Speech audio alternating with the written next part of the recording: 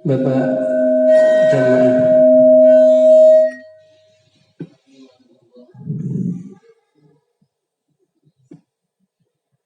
tes Allah.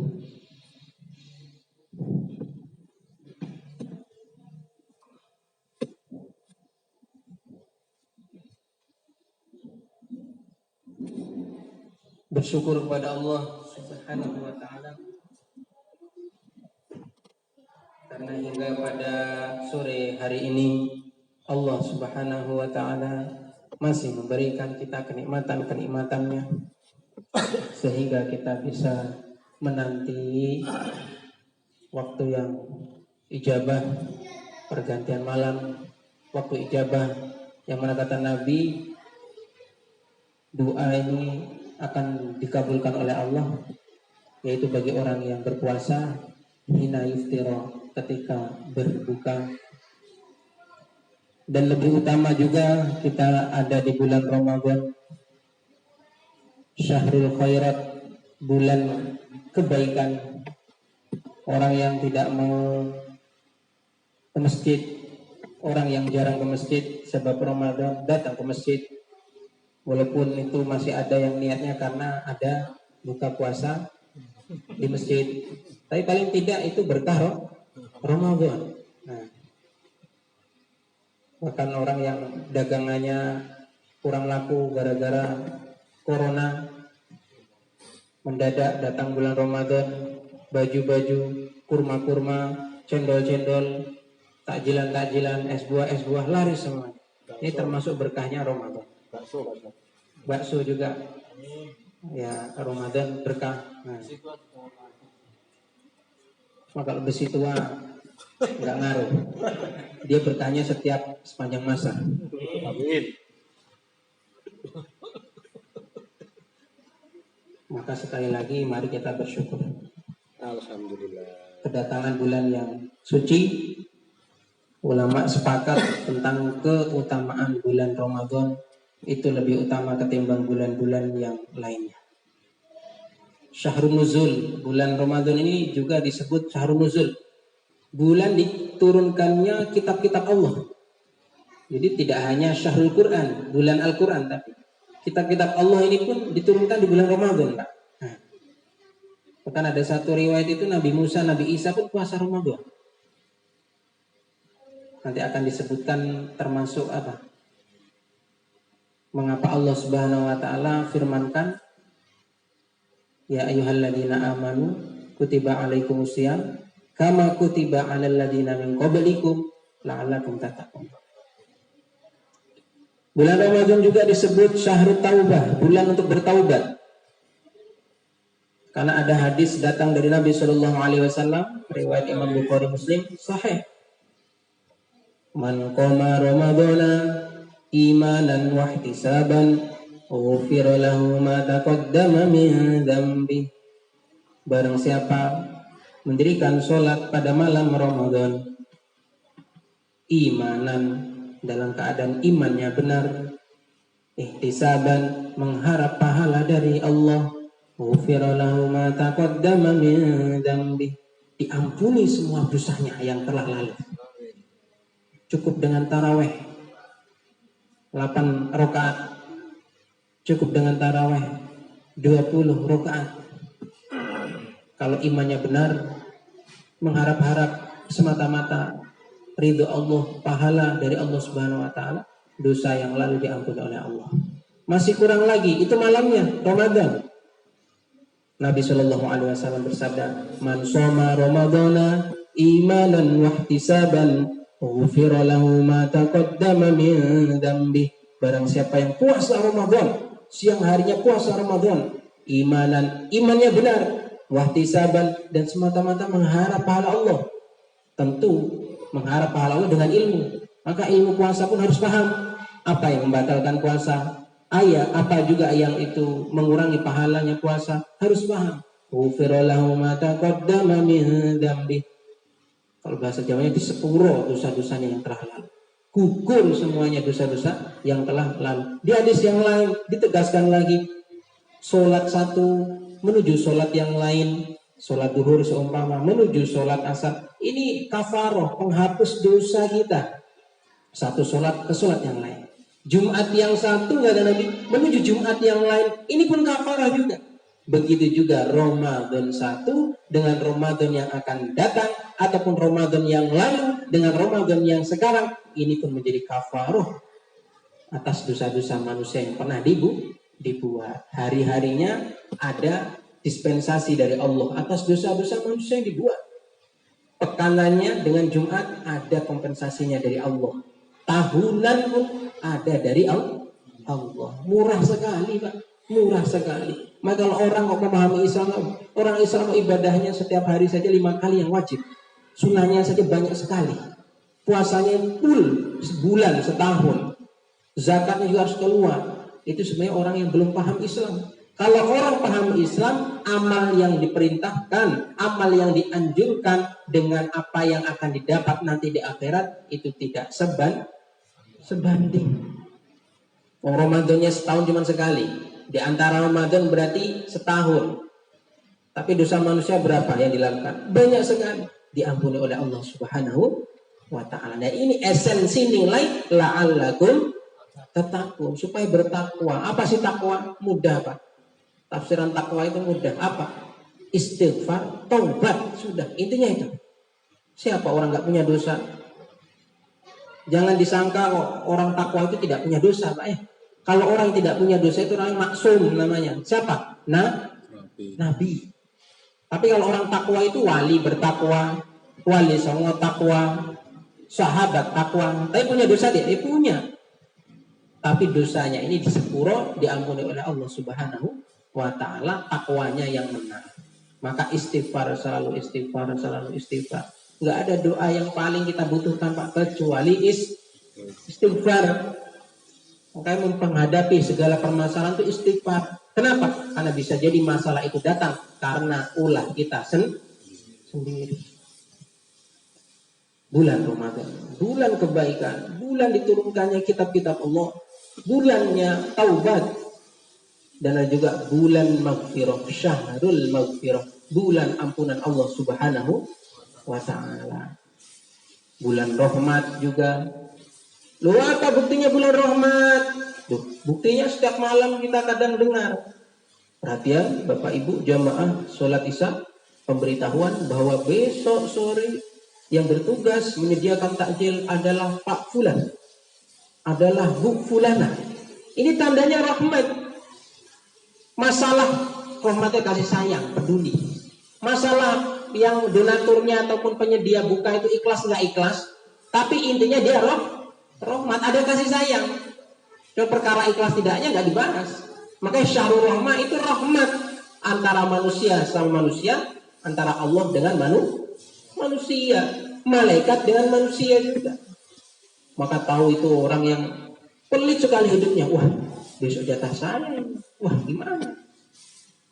Wah, tapi kalau saya nggak ikut menyediakan takjil ya malu saya. Ya nggak apa-apa. Malu itu pun rahmat. Nah, tandanya apa? Dia masih ada rasa malu. Yang sudah hilang rasa malunya ini yang bahaya. Sudah nggak mau apa-apa, masa bodoh. Nah, itu bahaya. Tapi kalau orang masih ada rasa malu, bahkan ukuran takaran dosa orang bermaksiat itu saja beda, Pak.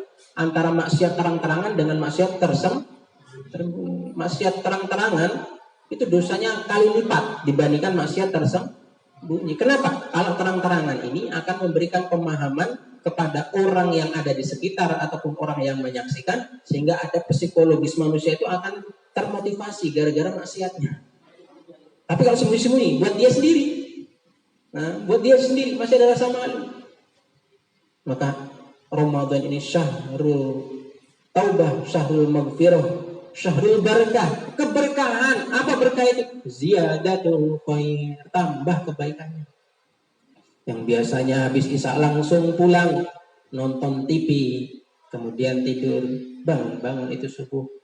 Datang Ramadan polanya dirubah, berkah hidupnya. Bahkan anaknya nonton TV, jangan nonton TV dulu, selesaikan itu 1 lembar.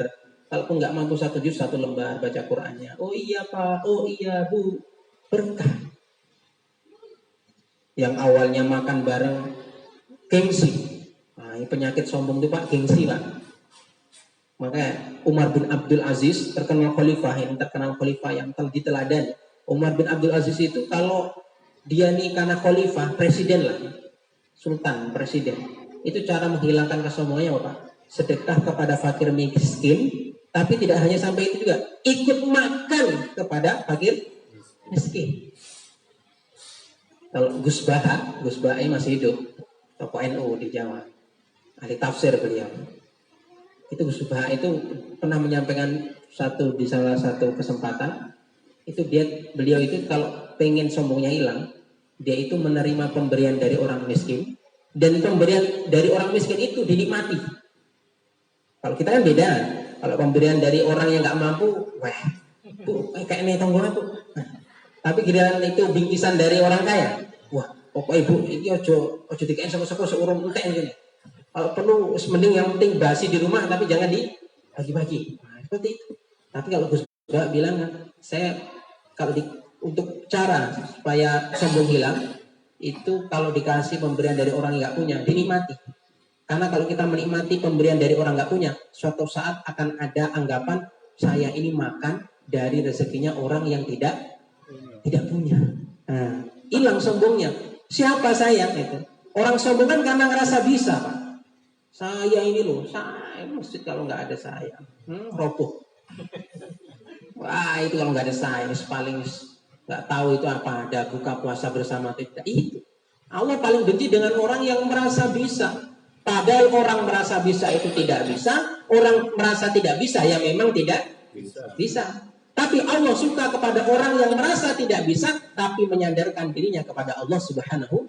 Itu esensi nilai daripada la haula wala quwwata illa billah. Kalau kita hadir, aku nggak bisa ya, aku nggak bisa. Bahkan ada cerita orang haji sampai itu di Jeddah, kemudian ke Mekah. Itu haji pertama kali dia beranggapan saya akan umrah berkali-kali. Gagal sekali. Kalau haji itu umrah bisa berkali-kali Pak. Yang penting fisiknya kuat. Modalnya fisiknya kuat, ada kemauan. Tapi gara-gara dia baru sampai di tanah haram, tempat mulianya di dunia ini, dia beranggapan aku mau umrah berkali-kali. Ternyata Pak, rahasia dari pengalaman orang-orang yang pernah berhaji umroh, saya pun belum pernah juga. Tapi semoga semua yang khususnya di sini berangkat umroh haji, harus yakin, nekat berkat, was-was tewas. Jangan pernah untuk kebaikan itu ragu-ragu. Pokoknya mantap. Perkara berangkat kapan terserah. Masalah profesinya apa terserah. Penghasilannya berapa terserah. Sementing aku mangkat suatu saat. Masalah mampunya ya nanti. Lah emang kapan berangkat? Ya nggak tahu. Tapi saya semangat berangkat. Itu biasanya lebih cepat. Nah, orang ketika itu merasa mampu, ada cerita seperti itu Pak, masyhur sekali. Ada merasa dia mampu, saya pengen umroh 9 kali. Saya pengen apa? Karena dia tidak menyadarkan kepada Allah. Akhirnya umroh sekali diuji oleh Allah, sakit. Bahkan ibadah hajinya pun nggak bisa, ya tunaikan. Kenapa? Karena baru datang di tanah haram, dia langsung menyandarkan kemampuannya kepada kemampuan sendiri. Allah nggak suka seperti itu. Jangan kan gitu Pak, kita punya siapa? Kita punya anak saja. Anak kita sukses sudah. Anak kita sukses. Ternyata sudah sukses, diwawancari di televisi Pak. biografinya, sejarahnya dia bisa sukses, kenapa? Akhirnya orang tuanya dari rumah melihat, anakku ini diwawancarai talk show seumpama, diundang di Putih Hitam, nggak nyebutkan yang asli Pak, ya disensor ya, Putih Hitam. Kenapa Anda bisa sukses? Ditanyai sama tuan rumahnya, yang reporternya. Saya sukses ini karena berkat kerja keras saya. Saya banting tulang. Saya bahkan ketika belajar di luar negeri, itu saya sambil jualan seperti ini. Dia nggak nyebut sedikit pun orang tuanya. Kira-kira gimana Pak orang tuanya nonton Pak? Nangis. Kamu lu kecil nggak tak apa ya, kok bisa kapan sendiri. Walaupun sekarang kamu punya PT, walaupun kamu sekarang punya saham, nangis Pak. Nangis. Kenapa? Dia itu anak kita, tapi nggak mau mengakui, menyatakan sekali saja. Ini berkat doa orang tua saya. Itu satu saja sudah senang. Padahal orang tuanya ngirimi juga uang setiap bulan ke luar negeri, tapi nggak disebut. Panas hati kita Pak. Kayak gini yang saya tahunan, puluhan tahun saya besarkan, kayak gini ucapannya. Begitu juga Allah Pak. Allah melebihi daripada kasih sayangnya orang tua kepada seorang anak. Kok Allah yang maha pencipta loh. Kok kita menyandarkan sesuatu karena kita sendiri. Kata alim ulama, ibadah kok, tapi dia merasa karena ibadahnya itu karena kekuatannya, dosa dia. Ibadahnya tetap berpahala, tapi anggapan dia tetap dosa. Makanya kenapa ketika sholat yang diucapkan apa pertama kali? Alhamdulillah, kemudian astagfirullah. Kita bisa sholatnya, enggak sholat kedip saja itu karena Allah kemelelet. Kok kemelelet? Anaknya sudah jadi pegawai, PNS, polisi, tentara. Kok dia bilangnya ini karena latihan saya setiap hari. Kamu latihan ini siapa yang ngasih beras? Yang masakannya ibumu. Yang jual itu beras itu ya, dijadikan nasi itu ya bapakmu. Kamu bilang ini karena latihan saya. Terlebih lagi kok dia sampai menyebutkan ini karena bantuan tetangga saya. Wah, lebih panas lagi Pak. Ini kalau ini tahapan orang yang syirik apa? Minta bantuan sama selain Allah. Saya kuat karena saya ini punya jimat. Jimatnya nggak disandarkan ke Allah. Saya kuat karena saya punya tuyul. Tuyul sekarang aja nggak mau dipelihara manusia. Lebih pengennya masuk televisi, dapat gaji. Tuyul dan Mbak Yul. Manusia kadang lupa kalau sudah sukses. Maka bulan Ramadan ini banyak penamaannya. Kenapa? Karena saking mulianya. Karena sesuatu kalau mulia, baik, pasti banyak namanya. Oh Bapak itu loh yang murah hati. Oh Bapak itu loh yang panjang tangannya. Bukan mencuri Pak ya, panjang tangannya. Yang mengulurkan tangannya. Oh Bapak itu loh yang murah senyum. Padahal yang disebut satu orang, Pak Fulan, Pak Muhammad, Pak Ahmad. Itu loh, beliau itu loh yang ahli sedekah. Padahal namanya bukan Pak ahli sedekah, tapi namanya banyak. Kenapa? Karena saking mulianya. Begitu juga Ramadan ini syahrul mubarak, syahrul karim. Bulan yang mulia, bulan keberkahan, bulan maghfirah, bulan kebaikan, bulan ampunan, bulannya umat Rasulullah Shallallahu Alaihi Wasallam, umatnya Nabi Muhammad Sallallahu Alaihi Wasallam. Maka kita seharusnya bahagia Pak, bahagia sekali kedatangan bulan ini. Alhamdulillah. Nanti ketika Ramadan akhir, bakatis samawati wal ardh, nangis itu langit, nangis itu bumi Pak. Kenapa? Karena akan hilang itu bulan yang mulia yang akan mendatangkan kemanfaatan berkat daripada bulan tersebut bagi manusia. Tapi giliran itu H-1 malah manusia cekekean seneng banget. Wih bodoh, lebaran, nanti saya bisa makan setiap pagi. Padahal bakat di sama wal ard, nangis kepala langit, nangis lapisan bumi. Kita seneng malahan. Pas awal-awal sedih. 10 terakhir Ramadan, senang sekali. Rumah dicat. Tapi senangnya karena mau pisah Ramadan. Pakaian saya pasti habis ini. Nyetok banyak ini. Kurma dari kurma yang asli Arab sama kurma yang oplosan yang dibuat dari tomat. Ada kejadian dibuat dari tomat. Pokoknya laku ini harus. Senang sekali karena mau lebaran. Makanya puasa yang paling berat itu puasa apa? Bukan Ramadan, tapi puasa Syawal. Maka puasa Syawal itu fadilahnya apa? Menghapuskan dosa yang lalu yang akan datang. Tapi kan Syawal sunnah, Ramadan wajib. Kok dibilang beratan Syawal? Karena kalau puasa Syawal kita bilang, aduh lapar aku. Temannya bilang apa? Oh puasa kok. Wah kamu puasa sih. Saya enggak. Dan Syawal pusatnya makanan. Baru ngetok pintu dibuka saja toplesnya lebih besar ketimbang orangnya. Nah, takjilannya. Tapi kalau Ramadan, wah lapar aku. Lapar apa? Saya pun lapar. Sama-sama puasa kok. Oh sama ya. Oh ya sudah. Enggak ada berat-beratnya. Bahkan warung saja walaupun buka Ramadan ditutup itu pakai tenda. Masih menghargai sedikit lah. Bersyukur alhamdulillah. Nah, kalau Syawal malah kadang kita puasa Syawal saya 2 Syawal. 6 hari Syawal itu mulai dari 2 Syawal karena 1 Syawalnya haram. 2 Syawal itu wah kita puasa saja teman kita bilang, "Oh, kalau diundang jangan puasa gini-gini." Dalilnya nggak tepat juga. Yang puasa silakan puasa, itu dari Nabi kok. Maka yang afdal itu puasa Syawal, puasa sunnah, tapi dilakukannya di awal Syawal. Kalau di akhir Syawal jajannya sudah habis, jadi ujiannya tidak terlalu berat. Paling yang tersisa kalau Syawal terakhir pengguan isi rempeyek saja. Tapi kalau yang awal roti dari macam-macam roti ada.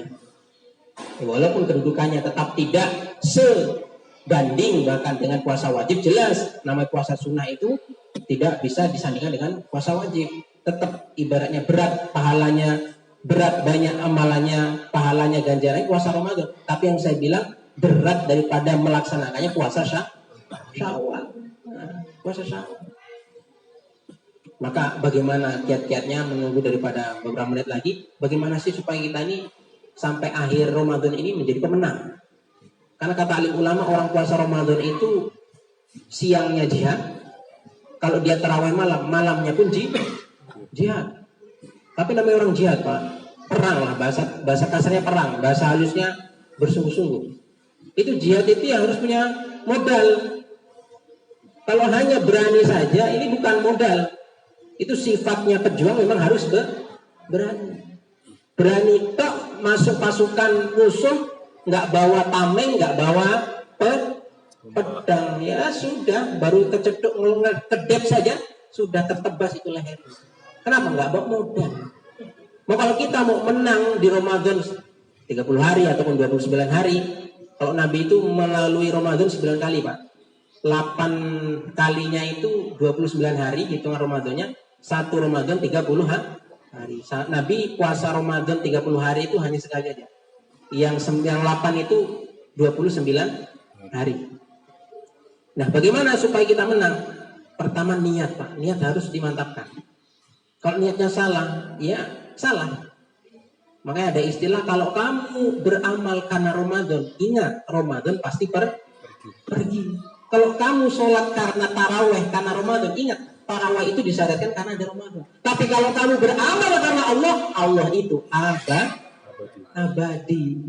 Maka berapa orang niatnya salah, ya sholatnya rajin jamaah. Pas Ramadan pergi, ya enggak jamaah. Tanya apa? Niatnya masih salah. Tapi kalau niatnya benar karena Allah, ingat Allah tidak akan pergi. Allah selalu ada, abadi, bako, kekal. Maka sekali lagi, sholat tarawih ini walaupun niatnya sholat tarawih, tapi niatnya ya Allah ini pokoknya syariatmu, sunnahnya kanjeng nabimu, aku lakukan. Kalaupun seumpama ada Ramadan selain daripada Ramadan yang asli, saya pun pasti akan sholat. Maka tidak ada penghambaan seorang manusia yang paling tinggi di hadapan Allah kecuali memang menghambakan diri kepada Allah. Sudah pokoknya abdul. Makanya khairul ism, sebaik-baik nama itu kata Nabi Abdurrahman. Kenapa? Karena ada lafaz abdulnya, hambanya Allah. Kita ini kalau semakin nol di hadapan Allah, tambah pakai Allah Subhanahu wa taala akan transfer kekuatan kepada kita. Tapi kalau kita merasa ada, merasa punya, merasa mampu, Allah udah nggak mau nolong kita. Karena tahu kita merasa mampu. Akhirnya nggak bisa juga menyelesaikan masalah. Masalah dari Allah. Maka rumus memori itu Pak, katanya semakin itu di memori itu semakin mengenolkan sesuatu. Nggak tahu sesuatunya apa ya. Saya hanya mengutip. Memori itu ada 32 giga, 64 apa 62? 64 giga, ada kelipatannya 128 gida. Itu kenapa bisa besar padahal ukurannya terkecil, tapi kapasitasnya berbeda-beda. Katanya semakin dia dienolkan, semakin banyak akan menerima sesuatu. Kalau kita merasa menjadi hambanya Allah, semakin akan datang sesuatu itu kepada kita. Tapi kalau kita merasa bisa, oh ini loh, aku bangun rumahnya karena kerja kerasku. Nah, kunya itu yang salah. Kalau kerja kerasnya silakan, itu memang fitrah kita kerja keras. Tapi ingat, sebelum ngomong aku, ucapkanlah dulu alhamdulillah. Ini semata-mata karunia dari Allah. Cuma lewatnya kerja keras. Maka pertama niat harus kita mantapkan. Termasuk niat yang syar'i secara fikih. 3 mazhab sepakat, Imam Syafi'i, Imam Malik, Imam Hambali, niat itu malam. Kapan? Maghrib awal sampai subuh awal. Hadisnya apa? Nabi Shallallahu Alaihi Wasallam bersabda,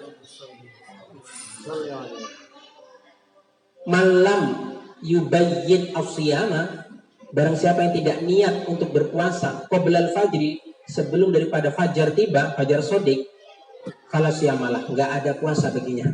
Ini 3 mazhab sepakat. Makanya sambil kita buka ini, sambil kita niat puasa. Bukan buat niat itu kan bagusnya pas sahur. Iya bagus pas sahur, tapi takut kita nanti nggak bangun sahur. Pengalaman banyak, pekerja keras, orang yang lalai, alarm ternyata mati. Namanya manusia ini, sahur kan sunnah, tapi niat ini yang jadi wajib. Makanya kalau ada siaran-siaran di masjid, itu kalau saya takmirnya bilang, selain daripada mengiklankan daripada sahur, iklankan yang wajib apa? Niat. Bapak-bapak, ibu-ibu, waktunya sahur. Maka dari itu jangan lupa sahur nggak masalah, puasa sah. Kan ulama sepakat sunnah. Tapi kalau niat wajib. Walaupun ikut lapar itu ketika pagi sampai sore, kalau nggak niat tetap harus qadha. Harus qadha. Maka niat harus kita sampaikan ke anak istri. Jangan sampai niatnya enggak. Apa niatnya? Cukup dalam hati, cukup. Dilapaskan lebih bagus. Apa niatnya? Nawa itu soma godin an adai fardhi syahri ramadhana hadisanati lillahi ta'ala. Cukup dalam hati, pokoknya saya niat besok puasa Ramadan karena Allah. Itu yang harus terucap di dalam hati. Karena yang dilihat kita bukan puasanya, tapi niatnya harus sama Allah. Nah, ada pertanyaan, kenapa niatnya itu biasanya niatnya di awal pengerjaan sesuatu. Satu sholat di awal ketika takbir, zakat ketika penyaluran, umroh haji ketika mikot, di atas pesawat masuk tanah haram, niat di situ. Lah kalau puasa kenapa kok bisa dari maghrib bisa niat? Ulama itu mengatakan karena susahnya membarengkan niat dengan awal puasa. Kan susah menentukan itu kapan itu subuh kan susah kan, walaupun ada jam tapi kan susah. Ya kalau bangun, ya kalau kita masih di luar kamar mandi, soalnya di kamar mandi susah lagi.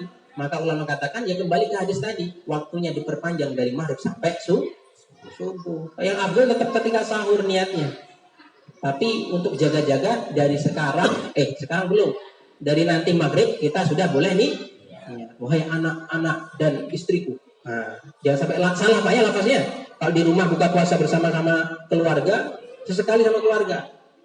Lafaznya gini Pak, wahai anak-anak dan istriku. Jangan sampai salah.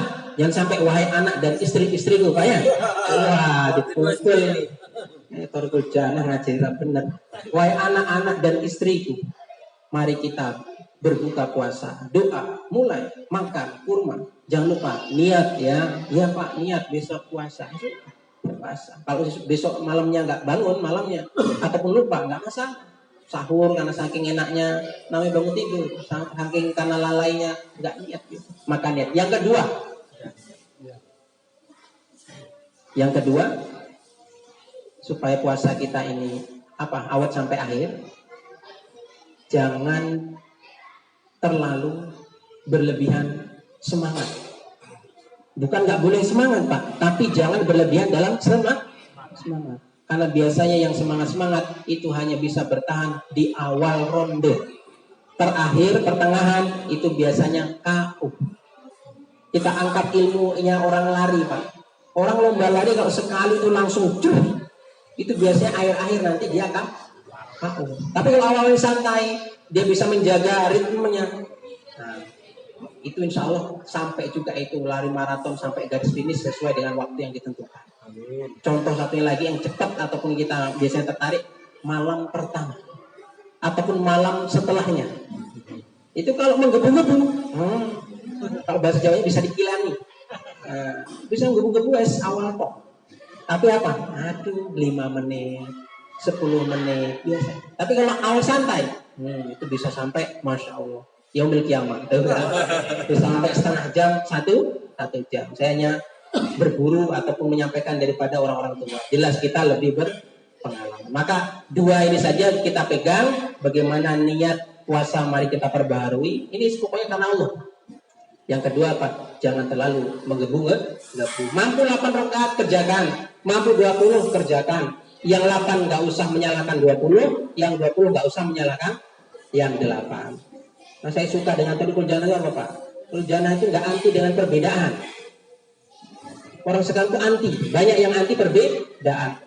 Sampainya kunut, kita nggak kunut, ataupun sampainya nggak kunut, kita kunut. Itu seakan-akan sholatnya nyembah Tuhan yang beda Pak. Tak kunut, tak sunnah. Seakan-akan Tuhannya beda, padahal masih sama tidak? Sama. Oh sama kok. Pokoknya yang ini juga itu kunut ini. Nabi kunut itu cuman buat bid'ah itu sudah waduh sangat Tuhannya beda itu pernah nggak merasakan itu Pak? Enggak ya? Berarti nggak ngerasain. Lebih parah ini, lebih parah. Orang kalau melakukan nggak merasa pernah seperti itu. Maka selama kiblatnya sama, Tuhannya Nabinya sama, sudah pokoknya kabeh. Baru-baru di sini mau belajar, mau berkumpul-kumpul kok. Kalau semua warna hijau semua nggak menarik. Kalau semua warna biru semua nggak menarik, Pak. Tapi karena ada hijau ada biru, wah ini di sini nih kita ada yang namanya menghargai, nggak fanatik. Tapi ketika kajian fikih ya wajar kalau itu fikih kan satu mazhab. Fanatik ini benar, itu salah wajar. Tapi di luar itu, ayo terus. Kabeh podo-podo. Karena sampai yaumil kiamah perbedaan ini nggak akan pernah apa? Menyatu. Perbedaan apa? Furu'iyah ini nggak akan pernah menyatu sampai yaumil kiamah. Apalagi kita omisinya mau menyatukan pemahaman. Bilang. Ulama yang lebih kompeten saja menyatukan yang belum bisa sampai sekarang. Lah apalagi kayak saya yang hanya cek-cek dangdut. Paham soalnya saya? Sudah buka ini soalnya. Ya demikianlah. Niat dijaga, kesemangatan, tidak usah terlalu menggebu.